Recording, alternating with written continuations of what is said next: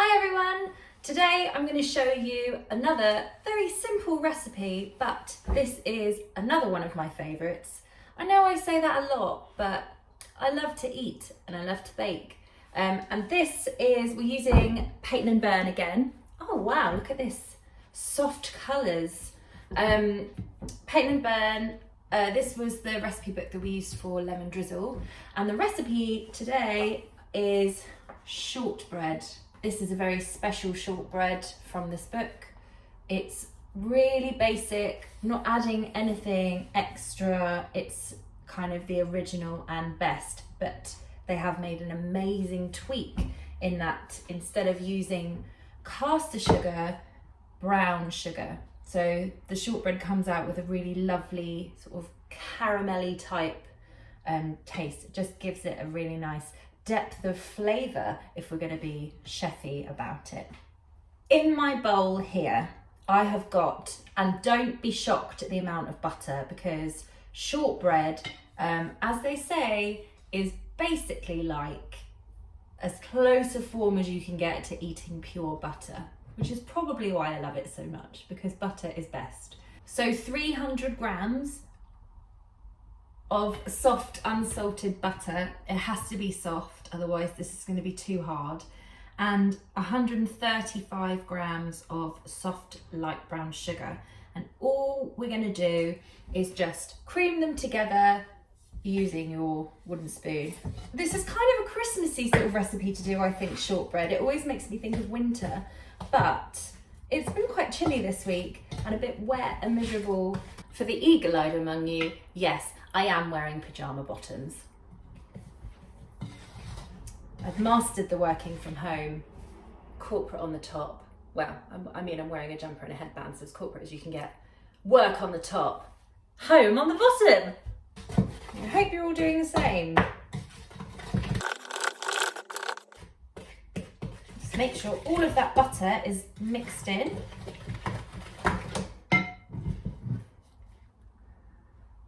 Ooh. So already that is looking very nice. If you weren't watching, I'd probably taste a bit. You want 420 grams of plain flour. I'm measuring this into a separate bowl because we're going to incorporate it in two parts and sieve it in as well. So 420 grams. I should have enough because I checked earlier. Yes. And 1/4 teaspoon of salt, which I'm just gonna do. And we're gonna sieve that in here in two parts.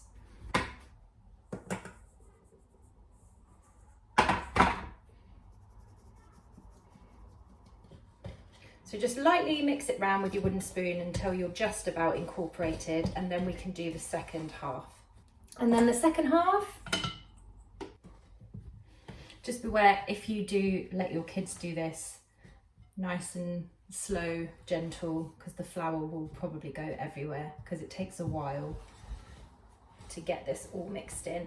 And you're only gonna mix it until it's just about there.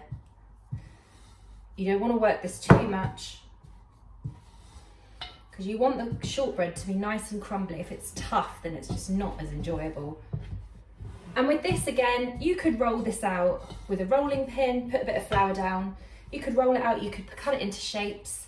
I think that's a really nice thing to do with children. Cut it into shapes and bake it like that. But this is kind of the simple and original way of doing shortbread, is to cook it in one batch and then cut it. I remember my mum always doing it in a cake tin and then cutting that into triangles. So this is just about done. And if you want to do it as the recipe says, like me, you want a 20 centimetre square tin. I've just put some greaseproof paper in. All you're going to do is put that mixture in there and just flatten it down with the back of a spoon.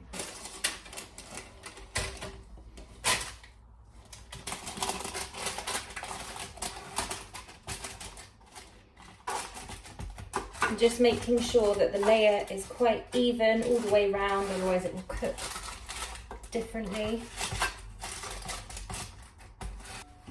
So that's patted down, quite even. we're going to put this in the fridge to chill for 15 minutes. While that's chilling in the fridge, preheat your oven to 170 degrees Celsius. And just before you put it in the fridge, take a fork and you can prick it randomly if you like. I'm going to do just rows. Nice little neat rows of fork marks. Okay, so that's going to go into the fridge for 15 minutes now. A bit of a confession, I thought I'd filmed this part before, but apparently I pressed record on bits that I didn't want to film. So now when I'm editing, it's just loads of this while I'm setting up. So 40 to 45 minutes in the oven at 170 degrees. And I'm going to check mine, or I did check mine, after 35 minutes. You don't want it to go too brown. It should just be really lightly brown, and then you can take it out. So that is now out of the oven. Took about 40 minutes. It should just be kind of lightly browned. As soon as it comes out of the oven, take some caster sugar, and we want to put 2 tablespoons. It might seem like a lot, but while it's still really warm, some of the sugar will sort of dissolve slightly. Just 2 nice tablespoons, and sprinkle that over the top. And this, in my opinion, is the best part about shortbread, to have all that lovely sugar on the top. Go big or go home. So yeah, that seems like a lot, but it won't look as much in a minute when the sugar sort of, some of it's melted in. Gonna wait for that to cool down slightly, but while it's still warm, we're gonna cut it into fingers. You can make these portions as big or as small as you like, but just remember that it's quite rich. So I'm probably gonna try and get 16 out of this. I'll cut it in half one way and then do sort of fingers the other way as well. And then when it's completely cool, make a cup of tea and then have a lovely piece of shortbread.